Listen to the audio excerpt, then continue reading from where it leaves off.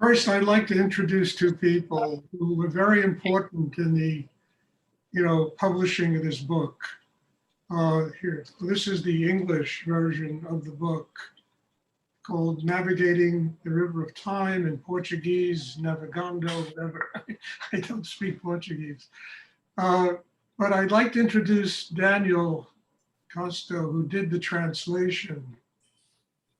And I think I've been told, I can't read the translation, but I've been told that it's very wonderful by people who have read the Portuguese. What's going on here? Nothing much.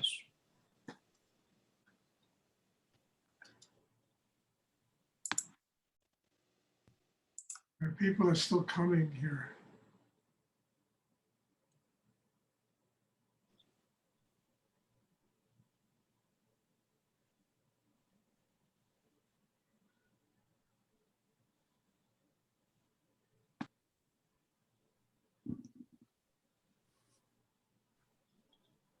Okay. All right. All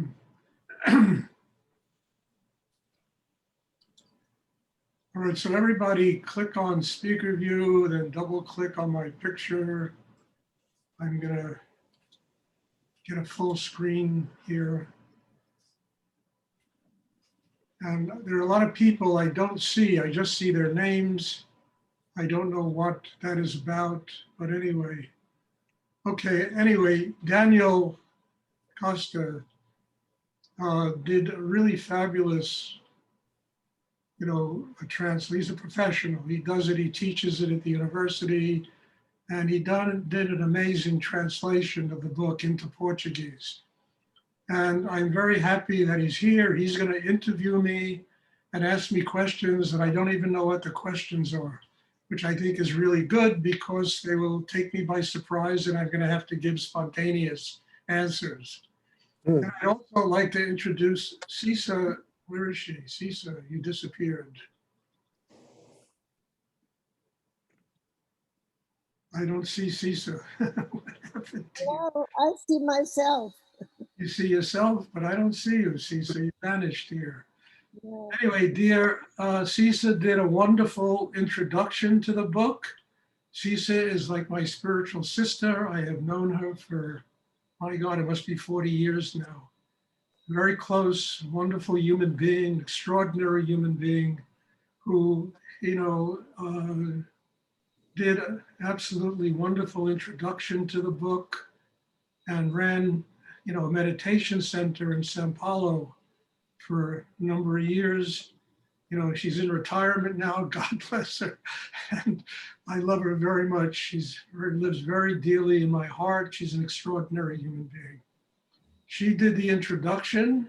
Daniel did the translation.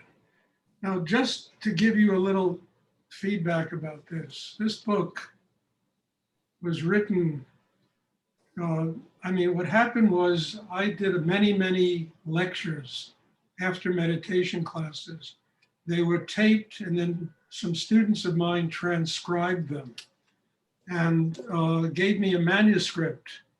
And I read through the manuscript and I said, no, this needs serious editing to make it literary. So I edited, made it literary, and then I said, no, Stuart, there has to be something more to this book than just, what was in that manuscript.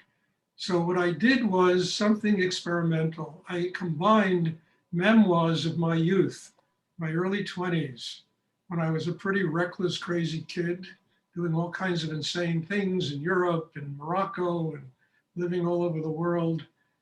And I combined it with the wisdom teachings from the meditation class. And I think it was an experiment, but it really worked very well, and I was very grateful to have done it. So I just wanted to give you that introduction. And now, Daniel, if you want to just ask me questions, just fire ahead. Go right ahead and ask them. I can't hear you, Daniel.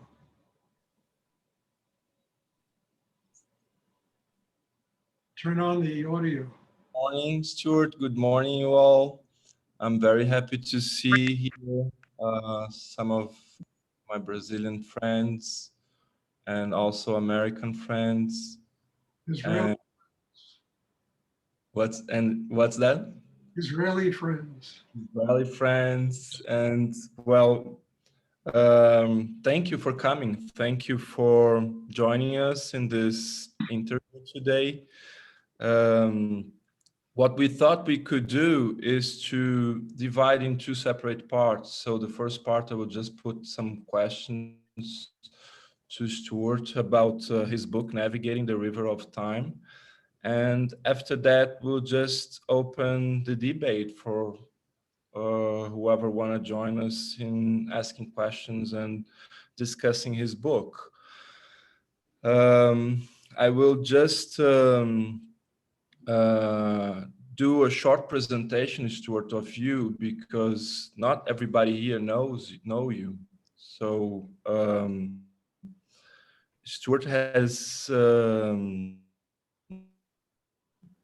written and published many books on the subject of meditation and spiritual practice, as well as work of fiction such as novels and short stories. He printed already some 10 different books, and some of those books were translated into foreign languages. Light in Jerusalem, for example, was translated into Hebrew. Um, I believe A Deeper Surrender, Notes on a Spiritual Life, was also translated, but into German, right? No, the book Leah, Leah, Story okay. of Meditation and Healing. Okay, so Leah was the one who was translated into German, right? Leah, and now we have Navigating the River of Time, who was just translated into Portuguese by Navegando o Rio do Tempo. As Stuart has already said, this Brazilian version of the book has a beautiful foreword by Cecilia Alves Pinto, my dear teacher who is here with us today. Um, well, the first thing, Stuart, I wanted to ask you is when we compare the Portuguese version with the English one, and especially if we don't speak Portuguese, as it is your case, we can be surprised by the thickness of the Portuguese version compared to the English one. So I wonder if you, um, I wonder if you, um, what you think about this. I mean, you are worried about me putting some words into your mouth, or um, Honestly, Daniel, I don't know what to think about that. I can't read the Portuguese version. I don't know if it's even my book. I suspect it is, and I'm very grateful that it is. I don't know why it's much bigger than the original version. I know there's an index of words and stuff like that, that you did, and but I don't think it really matters. What matters really is the substance of the book, and people that can't read English can now read it. They can really, delve into it and delve into the teachings that are in the book, and the wisdom that's in the book. And also, as I tell people all the time, that book is very interesting, because when I finished writing that book, my first thought was, this crazy kid in this book can do it and arrive at a place in his life where he has arrived. Anybody can do it. Because what I explore in that book was me as a young man also, was a pretty wild kid, and looking for a spiritual life and wanting to, have a spiritual life, but going through all kinds of adventures. Literally, I was in prison. I was living in the streets of Paris. I was, uh, trying out for movies, working in movies. I was doing all kinds of stuff when I was younger. And it was all based upon a person who had no grounding, had no foundation in himself, had no capacity to connect with spirit, had a lot of creative energy. And I wanted people to see, if a person like this, You know, like my teacher once told me, Rudy once told me, I'll never take another student like you again. He told me that once. So I looked at him and I said, I'm glad I made the cut, you know? But anyway, that's really why I wrote the book, so that people could see that kind of thing, the potential of doing deep spiritual practice, you know, and that you can come out of, you know, anywhere, out of the darkest kind of life and living, strangest background. I mean, and connect with God if you learn how to do it. Right. Well, just to make clear, I did add some things to this Portuguese version, and there is a little bit more than 50 um, notes um, that I introduced in the book just to make it easier for the Portuguese reader to understand many terms. Just to give some examples like Kundalini, chakras, karma, mandala, those terms I just took out of Leah, the glossary that you have in the end of the book, and I just translated it. And this is why it's a little bit bigger, just something like 80 pages bigger than the English version, but it's exactly the same book. I didn't, adapt anything at all. I've just translated as faithfully as I could.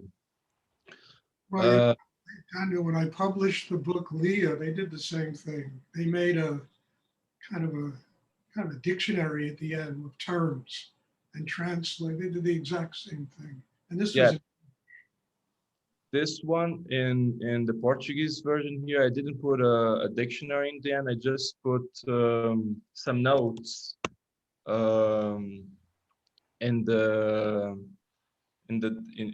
you know during the book. So it's not a dictionary, but those 4 terms you took, you wrote for Leah, for example, I took it and I introduced it in those notes. I put it in the book. So in the author's notes, Stuart, you define, as you already did your book, as, I quote, a combination of wisdom and memoir. And as a memoir, as a autobiographical narrative, it goes back to your early 20s, before and after you met your spiritual teacher, Rudy. Um, but why did you decide to tell that story now and publish it in 2016? What is going right now in your life that made you want to tell this story? well, that was an extraordinary period in my life. You know, I mean, look, when I was 16 years old, my father died. And this was a very traumatic experience for me. But one of the things that came out of it is that he was in a coma for about a week. And then he came out of the coma, and I walked into his hospital room, and I never saw such clarity in a human being as I saw in my father. The whole room was full of light. I mean, I was a 16-year-old kid. The whole room was full of light. And I took his hand and I said, "Do you know me?" And he said, "Yes." I got up and I walked out of the room. I had to go to the bathroom or something. And I met his nurse. And I asked her, "What is going on there?" And she said to her something that has stayed with me all my life. She said, to her experience, just before people leave the world, they go into this deep state of serenity. I never saw my father so peaceful in all of the living years, the 16 years I've been around him. And I said to myself, why did he have to wait till 49 years to get that serenity 20 minutes before he died? It completely transformed my life. I mean, I was a pretty good basketball player when I was a kid. You know, I mean, I was, okay in school. I thought I'd get scholarships. I go become a doctor, a lawyer, get a profession, and live my life. It completely transformed my life. I became a beatnik, a hippie. And when I was 18, I left home. I started traveling around the world. And I was looking for something else. And my life in Paris, Morocco, and all those places was a product of me looking for what came to me when I was 25 years old, and that was Rudy. I wanted to share this with people to show if the need is real in somebody, it doesn't matter how chaotic they are, how crazy they are. I was pretty out there, drugs and all kind of LSD and DMT and all this stuff, grass, marijuana, and you can find a connection with God. The need has to be real, and you have to go through enough craziness and suffering to know the difference between a good teacher and not a good teacher. And when I met Rudy, and the first thing he taught me is how to get grounded in my life. First thing, first sentence that he taught me, I said, this is what I'm looking for. How to live in the world, because I never thought I could ever live like a monk, in a monastery, an ashram, that kind of thing, but how to be in the world. And at the same time, how to get free of the world. So I went through that period in my early 20s. It was very tumultuous and very difficult and a lot of pain and a lot of suffering, and eventually I wound up in a Spanish prison. It wasn't for a long time, it was about a month. But I remember sitting there and I said, Stuart, it doesn't get any worse than this. You really have reached the bottom of your life. Something in you has to change. 3 weeks later, after I got out of that place, I met Rudy. I met my spiritual teacher. Something in me changed. And I tell this to everybody that the potential is in everybody. We're all born with the tools inside ourselves. We all have chakras, we all have minds, we all have breath, we have need, we have will. But we need to learn how to use those tools to develop a system inside that's strong enough to deal with life, to deal with spirit, to activate Kundalini in a healthy way, so that we can truly build a connection between ourselves and higher energy in the universe or God or whatever one wants to call it. So that period of my life was essential. It was a very important period of my life. And I needed to go through that in order to have that reference to know what it is to have creative energy, a need for spiritual life without an ounce of training. And how that energy can also make you crazy if you don't have the training to be able to deal with it. So I combined the two. That's why I use that period of my life. It was also an interesting period of my life. All the things I went through were so totally extraordinary that it made for good literature. One person read that book and said it was like Henry Miller and Alan Watts. he wrote a review of the book like Henry Miller, and Alan Watts, who wrote this book, which I thought was very interesting. Yes, let me ask you about the structure, the literary structure of the book, because it's a non-linear narrative, right? I mean, you go forth and back many times, and we kind of navigate, as you say it in the title, through your lifetime. But it is focused on the meeting of Rudy. I mean, you start mentioning the first time you met him, and you even come to explain the technique he taught you. So in the page 30 from 33 in the English version, and then in the 41 to 44 in the Portuguese version, you put in Rudy's mouth the explanation of the technique. He explained it to you, and this way your book can be also understood as a spiritual guide. I mean, not only a literary one. Honestly, for so many years, I had people come to me that studied with other teachers that taught supposedly Rudy's work. And then they told me the exercise they learned had nothing to do with it. And I got so tired of it that I just decided to put that in the book. I said, well, there will be a reference to exactly the words of Rudy that came the first day I met him, or actually the second day when I came back to begin to study with him. So I put that in the book because I got tired, and I still have that to this day. I really mean that. I have that till this day. People to, well, I study with so and so, and he never taught me anything about getting grounded and getting foundation. And it's always, focus on the heart chakra and do the double breathing.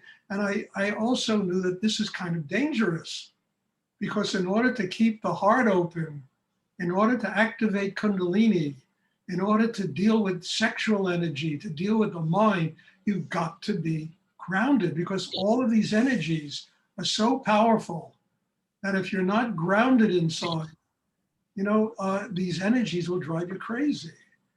And it's like at the beginning of the book, which I just read here, I talk about a tree. If a tree has healthy roots, a hurricane is not going to blow it over.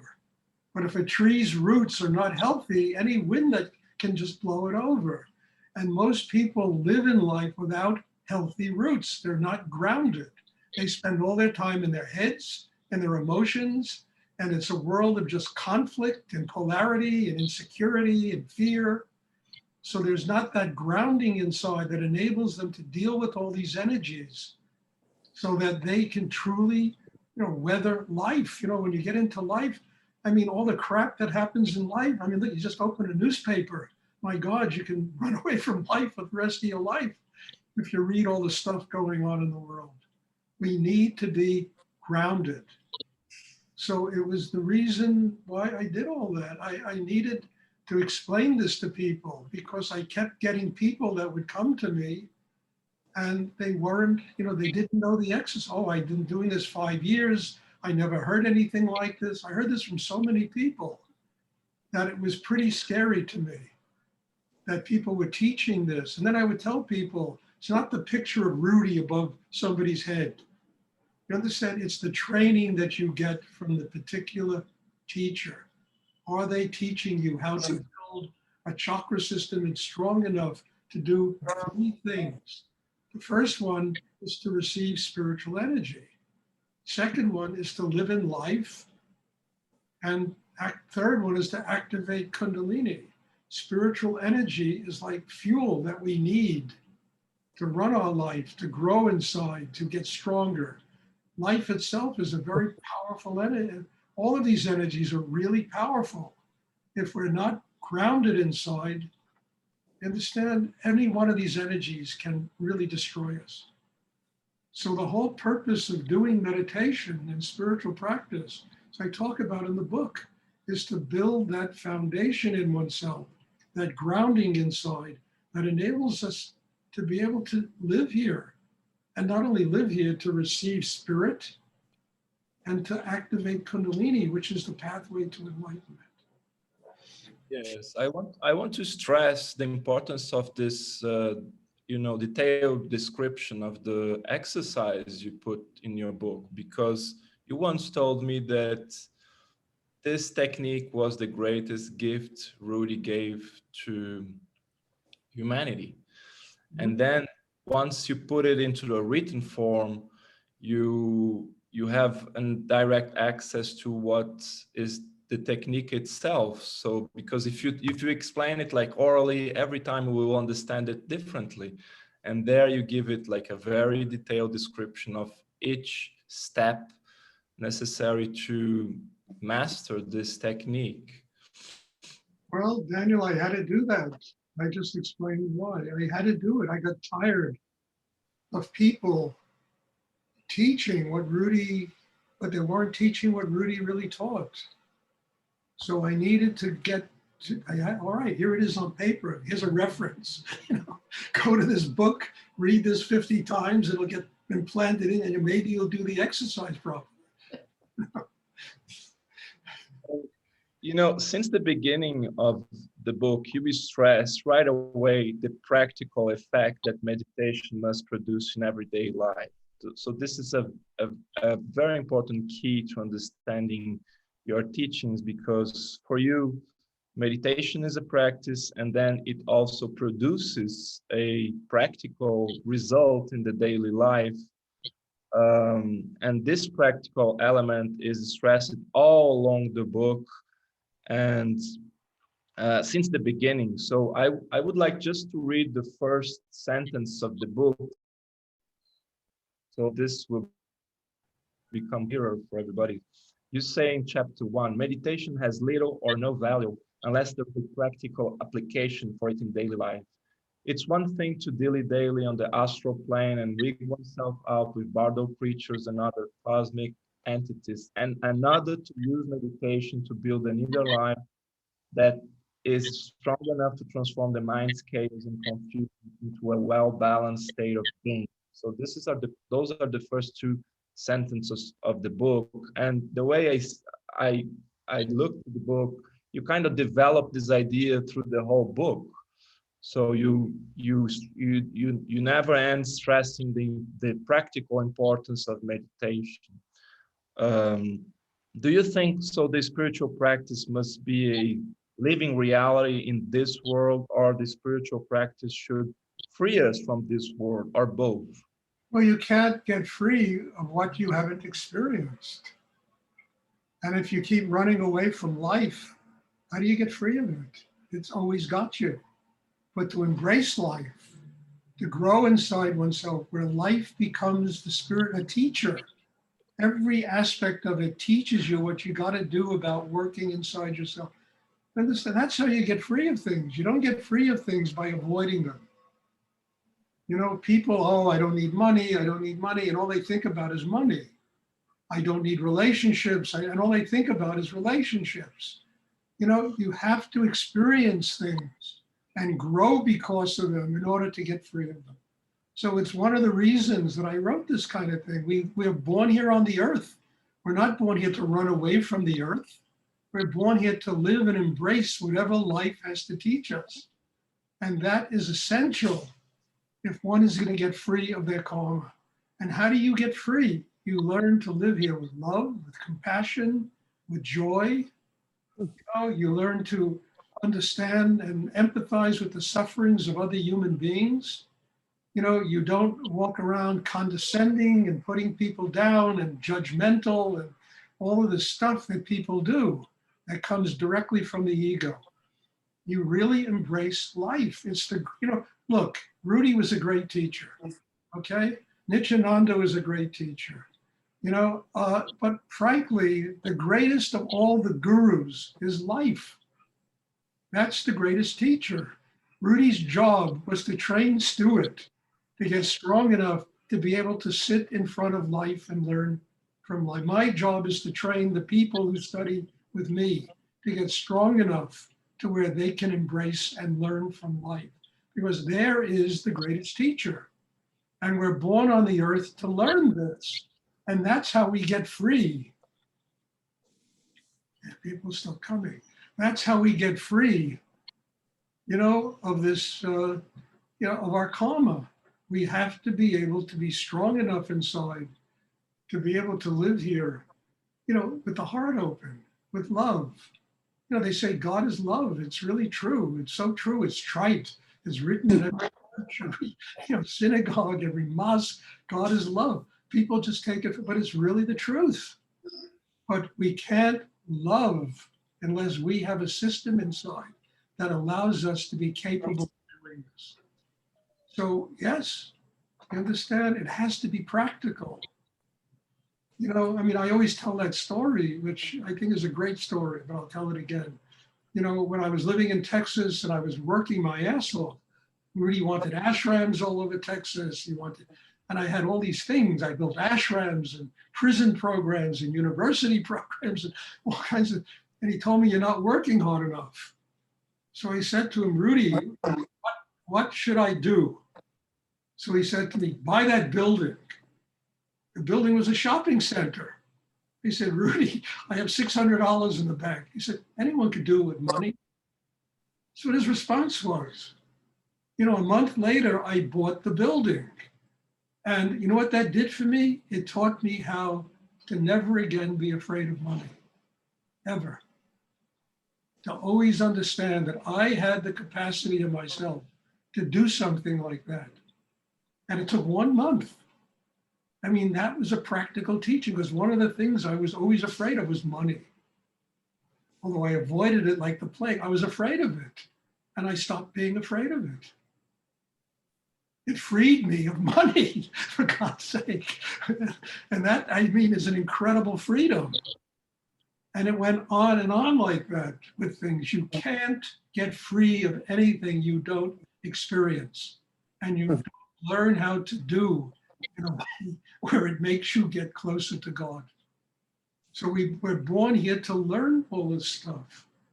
And that's why I have that throughout the entire book, because it's the only thing that's made my life possible, to deal with all the stuff I've had to deal with in this lifetime of mine, was the practicality of life, and that life is my teacher. And you can't run away from your teacher. You have to embrace your teacher.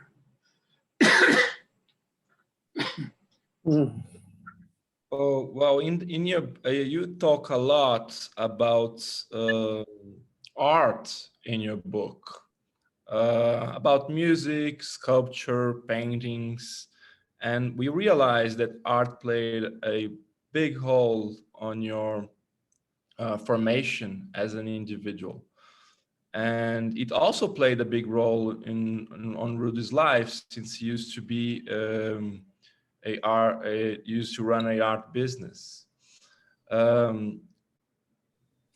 At the same time, even if you reckon all your love for Oriental and medieval art and Renaissance art, and for modern poets like visionary romantics, we don't listen much about contemporary art or contemporary literature.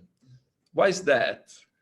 Well, I don't want to get into it. Look, I've read a lot of contemporary literature. I've looked at a lot of contemporary art. I've sold a lot of, I used to sell Andy Warhol things. Really, I've had in my life. I don't know. When you look at Leonardo and Michelangelo and Giotto, and you look at the greatest Asian art, Indian art from the 10th century, 12th century back, you look at Nepalese art from the 8th, 9th century, you look at Tibetan art. This is spiritual. These things were made in reference to God. You understand, most contemporary art is just material stuff. It's just matter being put on a canvas, or however they do it now with these things they do, So I never really was interested in that. I'll tell you a great story, okay? This is really funny. How Andy Warhol got his revenge on me. When I was younger, I always used to compare Andy with I never liked his art, but he was so famous. And he was, paintings would bring $80 million at auctions.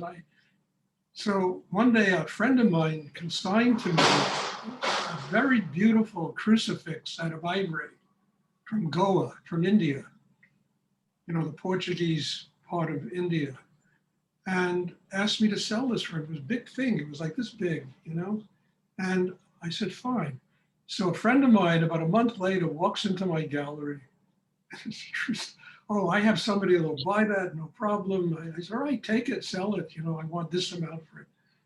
So he takes it. A month goes by, 2 months go by, 3 months, I don't hear from him. So I go up to his gallery on Madison Avenue, and I said to him, what happened to that crucifix I gave you? Oh my God, I forgot all of that. So he makes a phone call, and the guy tells him Andy Warhol bought it and told me he will pay me when he gets out of the hospital. Well, he never got out of the hospital.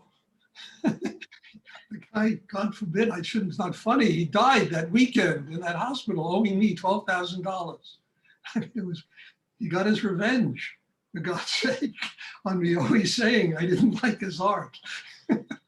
I mean, I got the statue back, thank God. But it's really a funny story. It's a crazy story, you know?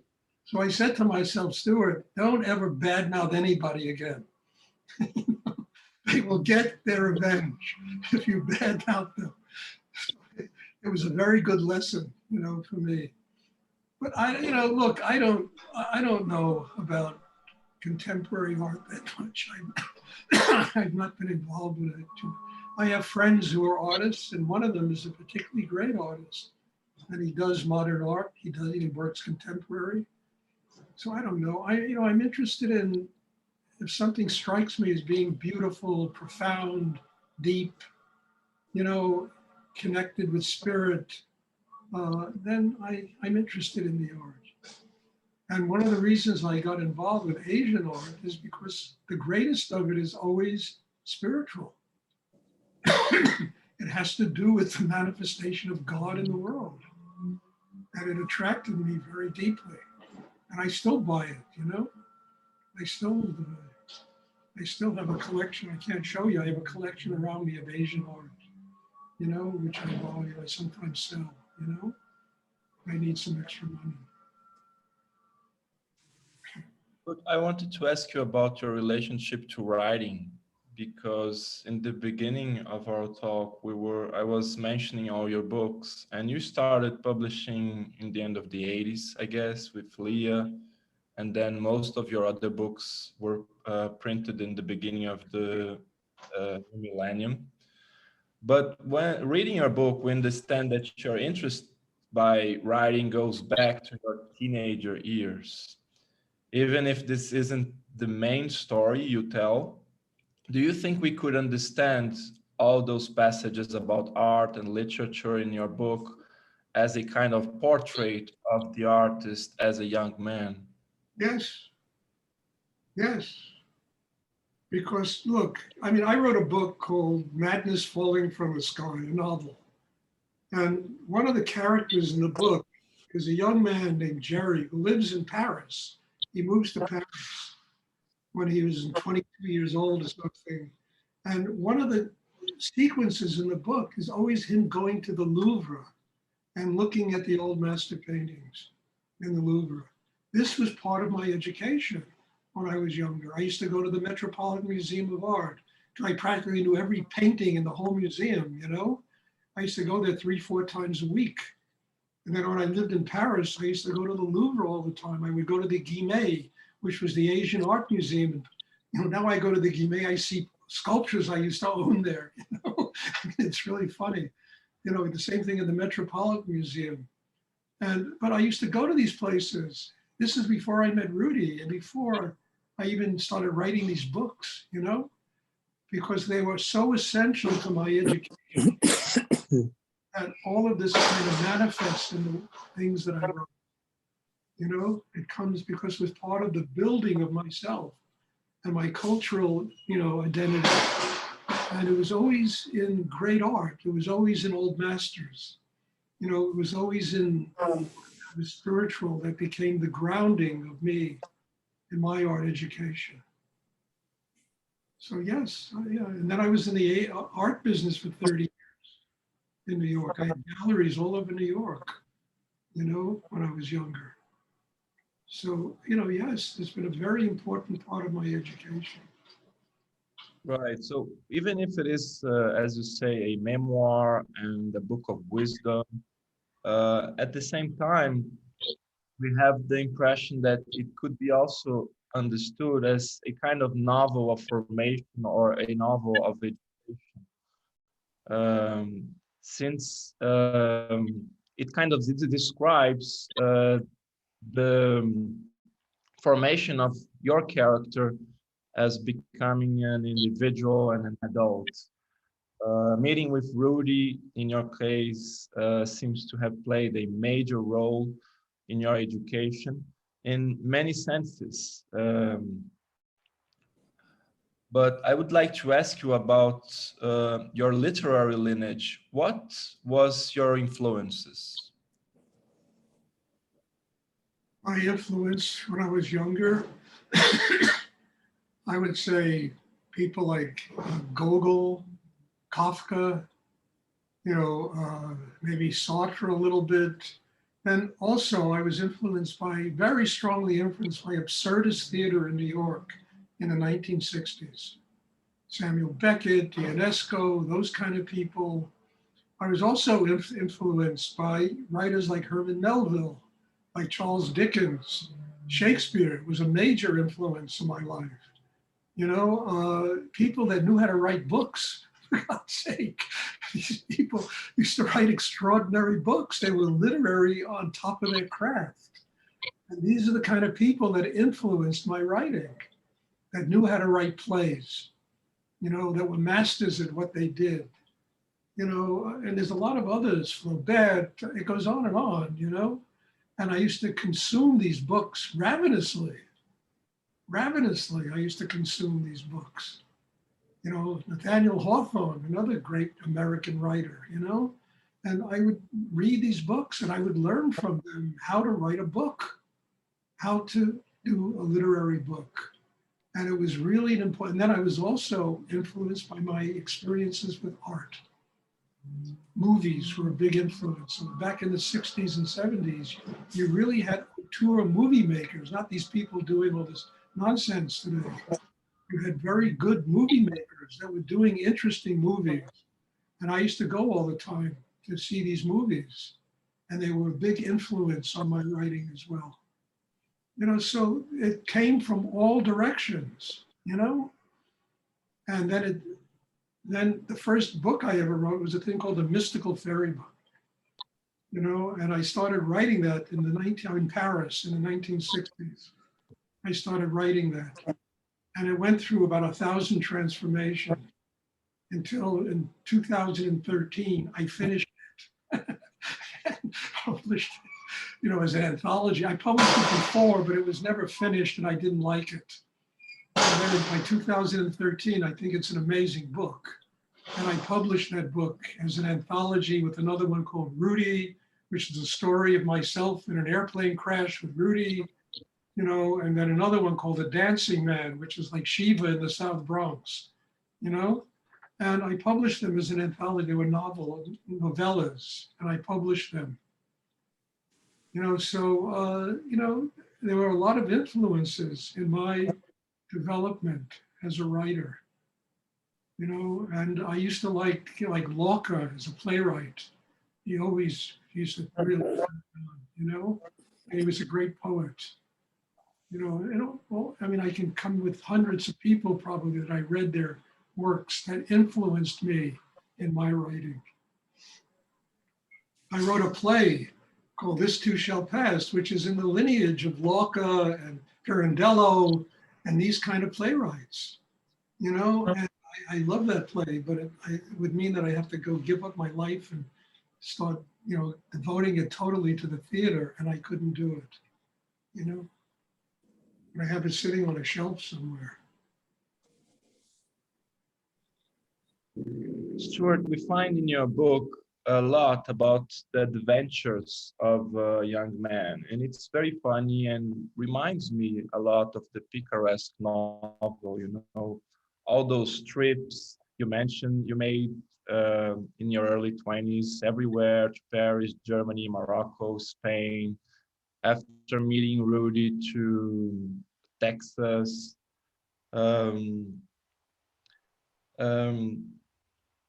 What's the importance of the trips, of the voyages in your spiritual work? And do you miss it now that we live confined because of COVID? I don't miss it, Daniel.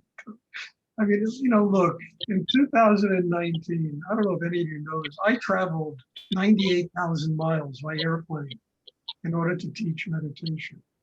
That was the only reason. Brazil a couple of times, Europe, all over America. I mean, huge amount of traveling. And I got very sick. And I wound up having to have an operation, And I said, Stuart, you have to change your life. And then COVID hit. And I have, I've been living like a hermit here, but I will change my life. And, in September, I'm going to go to Mexico and I'm going to look to see if I can find a place that I can set up a center in Mexico. And I'm going to, try to, people have to come to where I am because I can't do the other thing again. Going around the world, doing retreats and it almost killed me. And I don't want to do that anymore. So now, I will have retreats. I will do the same thing.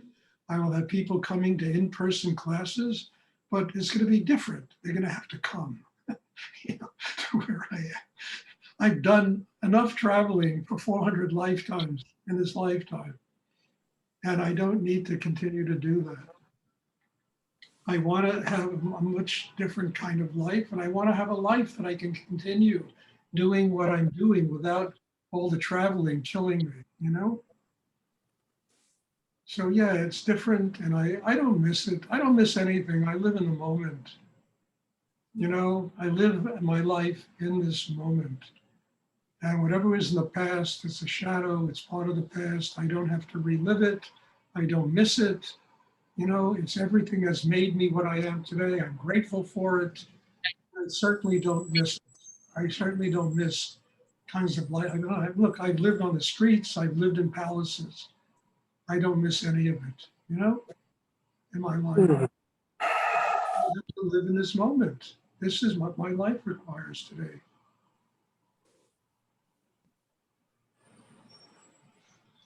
Okay. I wanted to, ask you about just one last question about your relationship to nature and everything that's going on now, including COVID. Because here in your book, we have the impression that nature plays a major role. Uh, Look, I think COVID, global warming, it's all nature. People have treated nature so terribly. You understand that nature is enough. Here's a virus. Here's, California's burning. Oregon is burning. It's nature saying, stop it. Stop it already. Or if you want to continue, this is what you're going to get. It's nature saying people have to be more conscious about the way they live their lives. And I think that's all this is about. Here's a virus. Deal with this, or learn to get more conscious in the way you deal with nature. And I think that this is essential. Nature's a great teacher, and we shit all over it. But, we extract minerals from the earth, we drain it dry. We mess up the water, we mess up the air, we mess up everything. So here's global warming. You want? All right, this is what I'll give you. Look, I really believe that if this earth is extinguished, it'll all come back somewhere else. And the human race will have a chance, to try it all over again, So people have to learn, that we need to respect life. We have to respect other people. We have to respect nature. We have to respect these incredible teachers that we have that are teaching us how stupid we are, also teaching us how smart we are, we have to respect everything. We have to bow down to nature. We have to bow down to other human beings. We have to defer to them and listen to all these things and let them teach us. Otherwise, I was reading an article this morning about, they're talking about, the whole earth burning up because of global warming. Well, what is that? The earth's saying, look, schmuck, if you don't learn how to respect all this and love all this, this is what's going to happen to you. And do people listen? Do politicians listen?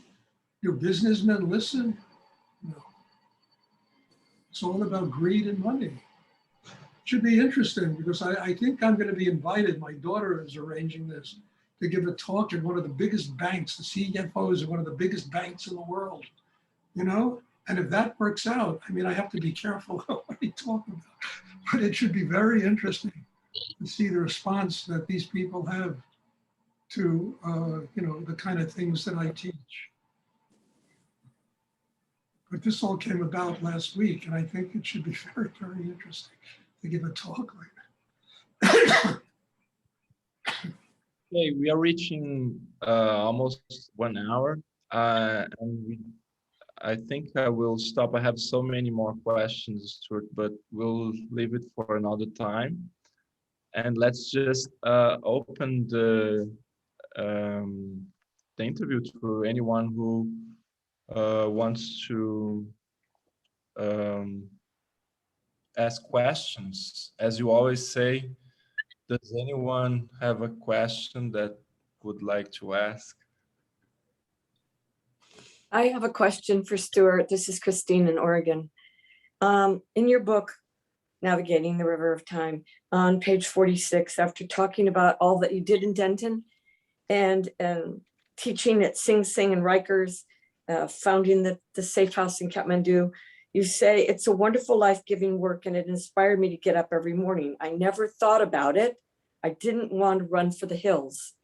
So in this, you're doing so much throughout and you face it head on, and the pressure is so huge, but it doesn't crack you.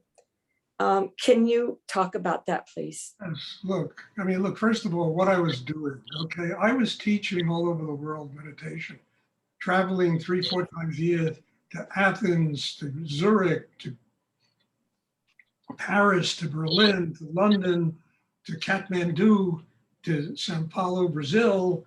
I was also running a major art business. I had to run at the same time. I was teaching all over the United States. It was a monster. If I sat down for 1 minute and thought about it, I would have ran for the hill. Are you crazy? How could you do all this? I just took it a moment at a time. And I said, Stuart, in order to do all this, you have to get the energy to do it.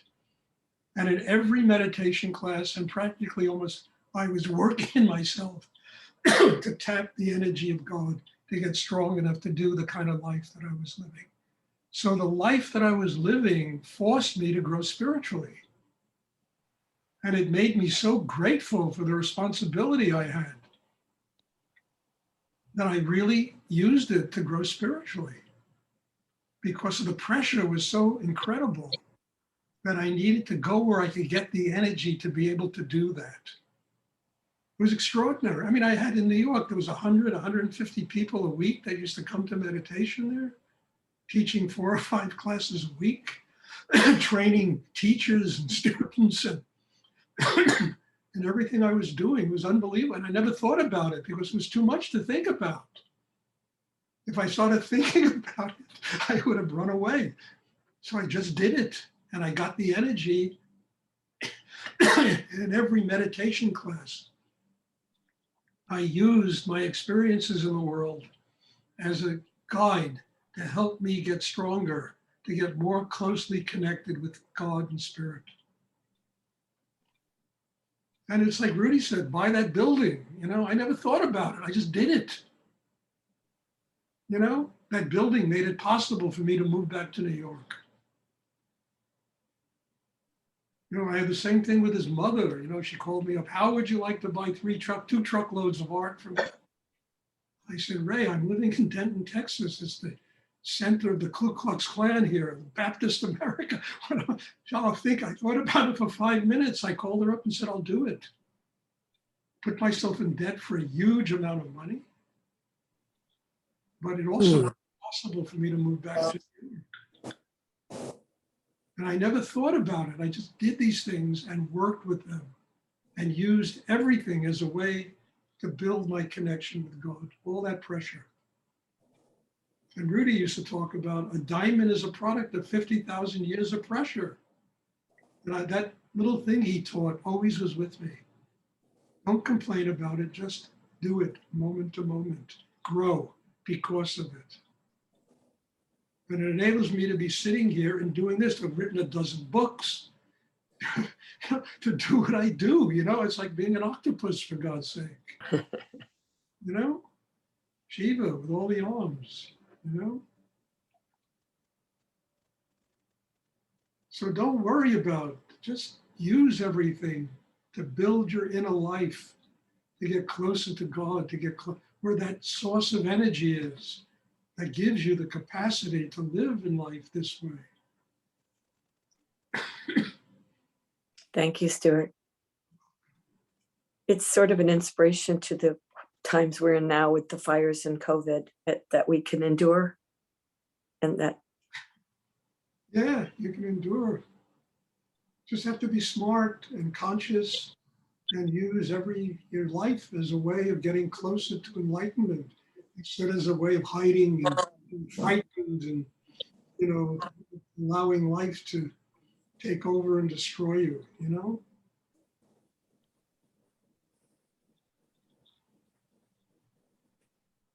See, very few people really know about my life. And that's why that book is so interesting.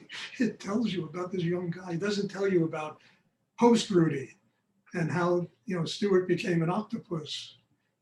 How Stuart was juggling 30 things at a time in order to make his life work.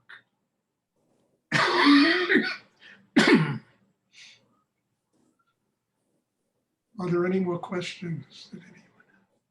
Oh, yeah, Stuart. I saw that Daniel asked you about this is Tony, that Daniel asked you about your literary influences. But I feel your influences for all your books, like you read them sometimes and say, wow, this great spirit flows through you. I think your influences are more from a higher energy, aren't they? Yes, but I needed people to teach me craft. You understand? You need to learn craft. If you don't learn craft, inspiration is very chaotic. So I needed different writers, and I needed artists. I needed people. I needed Rudy to teach me craft. Craft is essential. Otherwise, it just becomes chaotic what you create. So, writers like Kafka, writers like Melville, I learned craft from them. Dickens was a great craftsman, and other writers who I don't even remember anymore. I learned It's 12 craft. o'clock. And I think that really is the key to it. And that allows the inspiration to become pragmatic. You can produce it in the world. What allows me to do what I do today is having learned the craft of mastering the chakra system. So I can receive, I always kid around. I say, a meditation class, like going to a gas station, I say there are 1,000 different kinds of cars. They all need gasoline to run, or electricity, or whatever they run cars on today. And, this is the same thing. Everybody is unique and individual, but you got to learn the craft. You got to get the fuel that enables your life to run.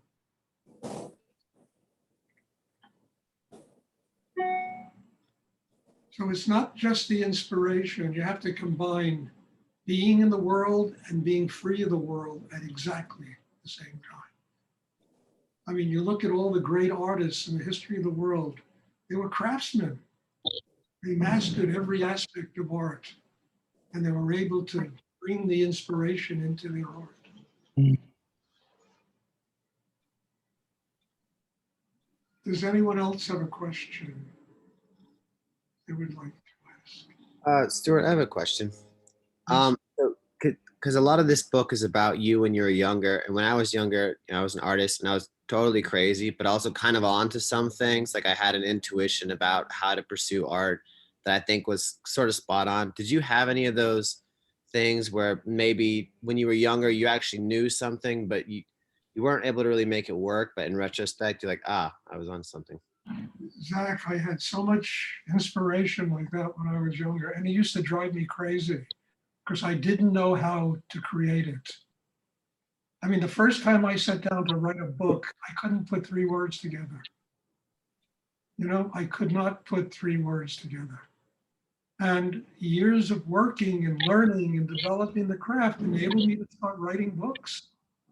But I had all of that, everything you talked about. I had so much of it, it was too much for me, and I needed to learn how to craft it, how to bring it from inspiration into to me it was books, but to you it would be a painting, and that was the key to me learning how to write books, and then patience. I mean, I don't think I've written a book that took less than 10 years to write. I mean, The Mystical Fairy, I started in 1967, I finished in 2013. You know, the book Leah took also the same, you know, God knows forever.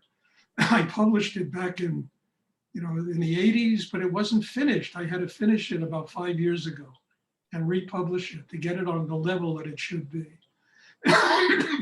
Takes time. I mean, the book Madness Falling from the Sky, which is a novel I wrote, and it took, I mean, at least 10, 15 years to write that book. And that's where the craft comes in, because as you grow with the craft, you learn how to articulate in a more creative way. You learn how to bring it out of you so that it really attains a level of art. So nothing wrong with inspiration, but it needs the other element. And without it, forget about it, you know? You know, it becomes almost amateurish. Excuse me, in what is created.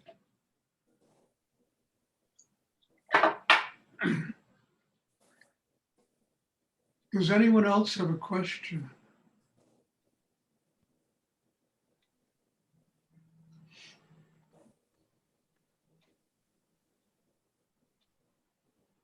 Hi, Stuart, it's Paula. So I'm looking forward to reading this one, Navigating the Rivers of Time. And in what I have read and heard of your life experiences, I'm just so humbled and moved by how much loss you've experienced. And you shared last night after meditation that you do it for God, not for anyone else. And this really stayed with me because you know, in the face of one of the losses that you experienced would have been overwhelming, but your life has been so incredibly full of life. And could you talk about that a little bit more, about doing it for God? It's so inspiring, and I feel like it's important. Well, you know, one of the great teachings, I said this last night, I got from Rudy. You know, I'll never forget, you know, we were in Big Indian, his ashram in Big Indian, dragging trees down the side of a mountain and putting them in a fire to make room for an apple orchard he wanted to put in there. And it was just he and myself doing this, you know, and it was like 90 degrees out, it was very hot. And as we're walking back to the house in order to go have lunch, you know, I'll never forget, I said to him, you know, the Big Indian was kind of like it was a crazy house. The people were very strange, they were very difficult. There was like 60 people living there, and, you know, and I said, Rudy, what happened? What about these people? So he said to me something I will never forget. He said to me, Stuart, in 20 years, none of these people are going to be here. You will be here. You know? And he said to me, you never serve people, you serve God. You serve the Godhead in people, because you never know what's going to happen from minute to minute in your interactions with people. And I learned that. It was one of the great teachings of my life. And from that point on, I understood, Stuart, you're not here to serve people, you're here to serve God. You will serve that need in people that wants to get a spiritual life, that wants to get their enlightenment. But you won't serve people, because I've discovered that people, you never know. 1 minute they're your friend, the next minute they're talking behind your back, the next minute they're angry, they're this, they're that. You know, they're bad-mouthing you, then they tell you they love you. You know, and I learned that that is not the answer. The answer is you learn from people whatever you have to learn to grow. You serve the Godhead in them, and you serve them as long as they want to have a spiritual life. And then you have to use everything in that situation to grow inside yourself. Because with people, you never know. They love you and they hate you in a breath, you know? And this was an important lesson for me to learn when I was very young. And it stayed with me my whole life. Stuart, on the heels of that, can I ask, just using that as an example, say the loss of a friend in this manner, do you take the pain, the emotion that you would experience and put that in the hara as you teach? Could you talk about the process a little bit? That's exactly what I do. Or I take it into the third chakra. And instead of being pain and anger and being upset, which is just wasting my energy, it becomes chi. It becomes power. It becomes strength inside me that enables me to continue to build my inner life. Otherwise, your whole inner life gets drained out of you. Now, this is not an easy thing to do. It took me years to learn how to do this, you know, years of working on myself to learn how to do this. And I still do it. I mean, I had a situation about a month and a half ago that was just outrageous with somebody, you know, it was just horrible. And the only way I was able to get through was I took it right into that chakra and just burned it up. I said, I am not going to get involved in this. And I just told the person, no, you are not welcome in my life. I just made it very clear. But it was just disgusting what somebody tried to bring to me. And I just told them, no, you're not welcome. Bring me a higher level. Bring me a better level. There's a person I've known for 40 years. I'm not kidding you. So that's the key to it. Excuse me, my allergies here. Anyway, you know, that's the key to being able to survive all the bullshit in the world, you know? Really is, because that's not going to go away. I always tell people I can't remember a day in my life where the world hasn't been crazy. So this is how you navigate the river of time. That's how you navigate the river of time. Exactly. Hey, Skender, welcome. Does anyone else have a question they would like to ask? I came at the end, Skender, but I'm glad to see. Yeah, sorry, I missed it. Stuart, I wanted, this is Claudia. I wanted to say how grateful I am that you did this, and the spiritual warrior is certainly shown very clearly in your ability to share with us. And I want to thank Daniel for asking all the right questions. And this could continue because it feels like one learns so much just from the example of your life. I can't tell you what I've learned from the example. Yes, Claudia, God bless you all. And you know, I have had an interesting life. But it was a life of adventure. And you know, it's not just being a spiritual warrior. You have to do it with an open heart. And you have to do it with service to something of a higher nature. Otherwise, you're just chopping people's heads off, you know?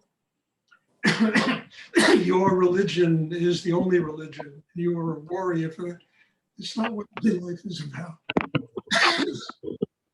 It's about giving life to people and helping them, you know, because they also want to have a spiritual life.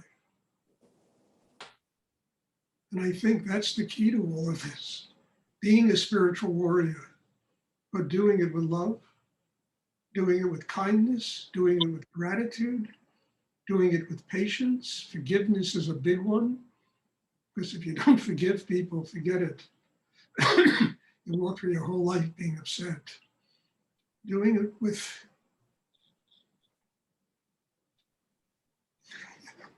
innocence, but innocence that has real strength behind it.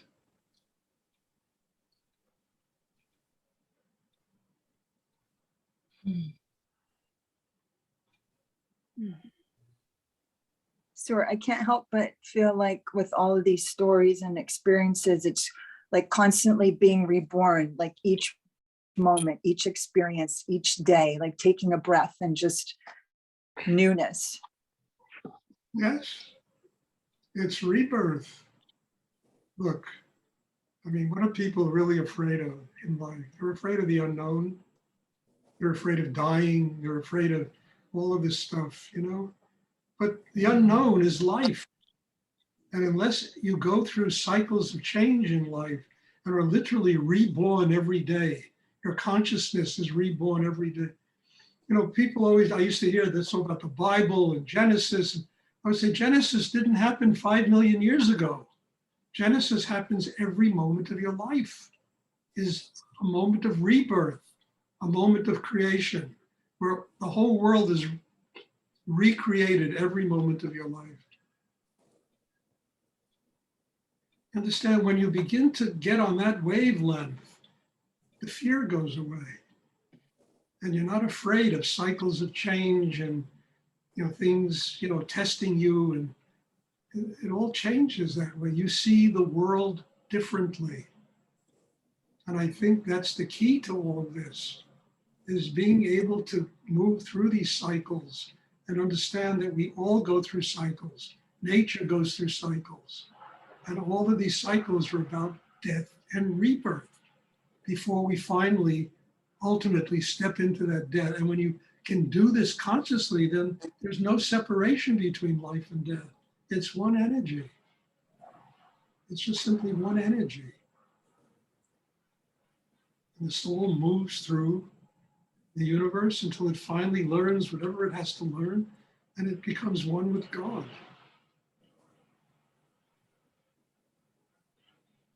So yes, these are all important things, and otherwise you can spend your life being miserable and unhappy and angry at the world and all the crap that goes on in the world, and it takes you nowhere, you know?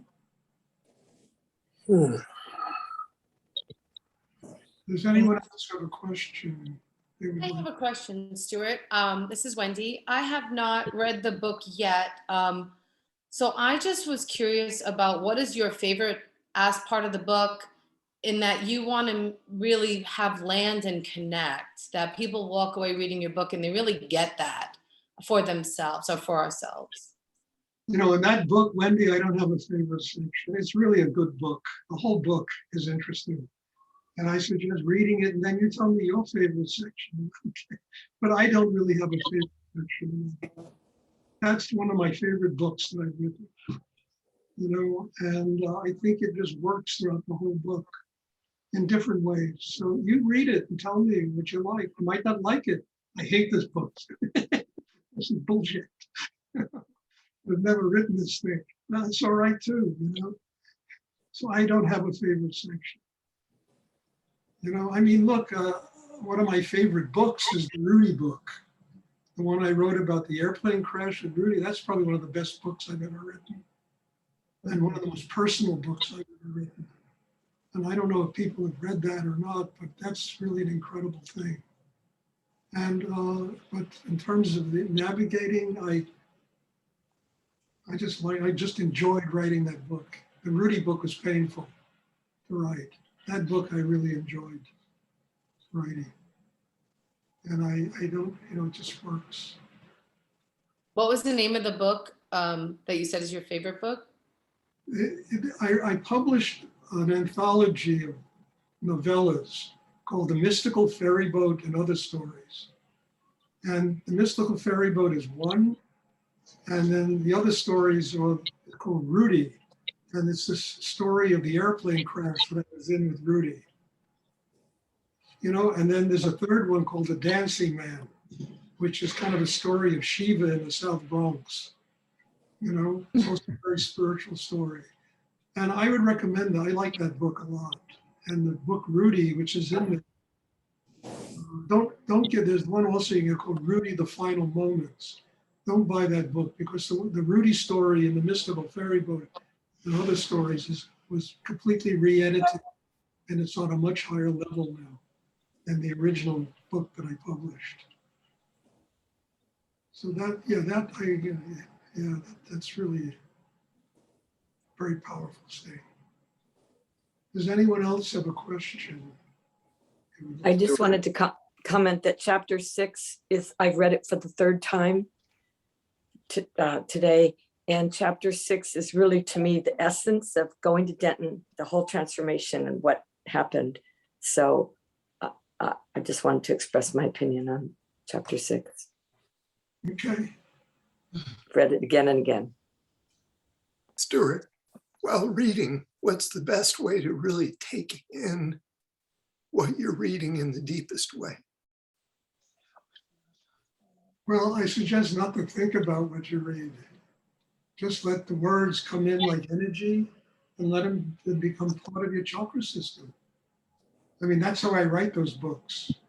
I don't write them from my head. They are inspired energy. You know, just read them that way. Don't think about it. Let it come in and find a home inside you. You know, and it'll come in the same way Shakti comes into you during a meditation class.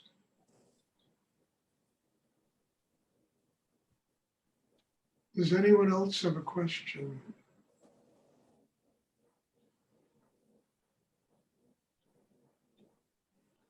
Okay. Daniel, you have a final word for all of this?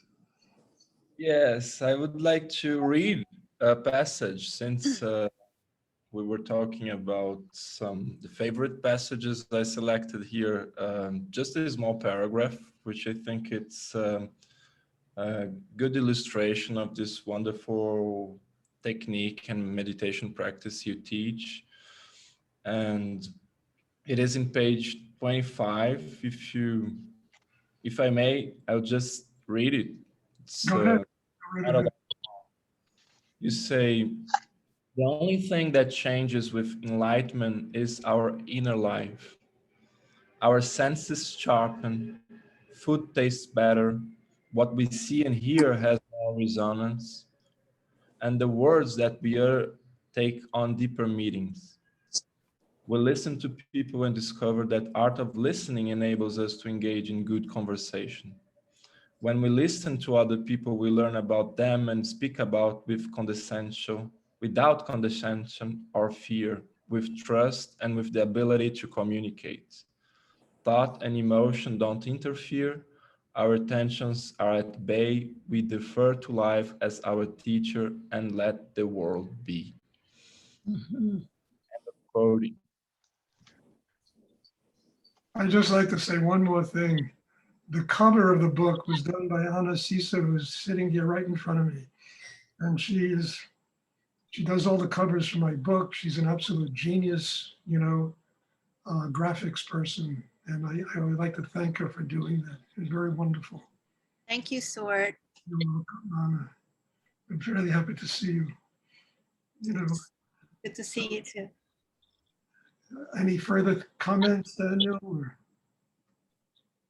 No, just thank everybody that came and you for doing that, and just invite whoever didn't read the book to read it, either in English or in Portuguese.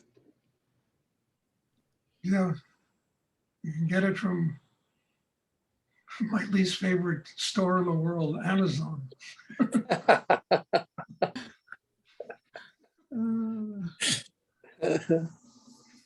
Okay, everyone. God bless you all. Thank you. Thank you. Thank you, Stuart. Daniel, thank you, Stuart. Thank you, Stuart. Thank you, Daniel. Thank you. Okay, thank you.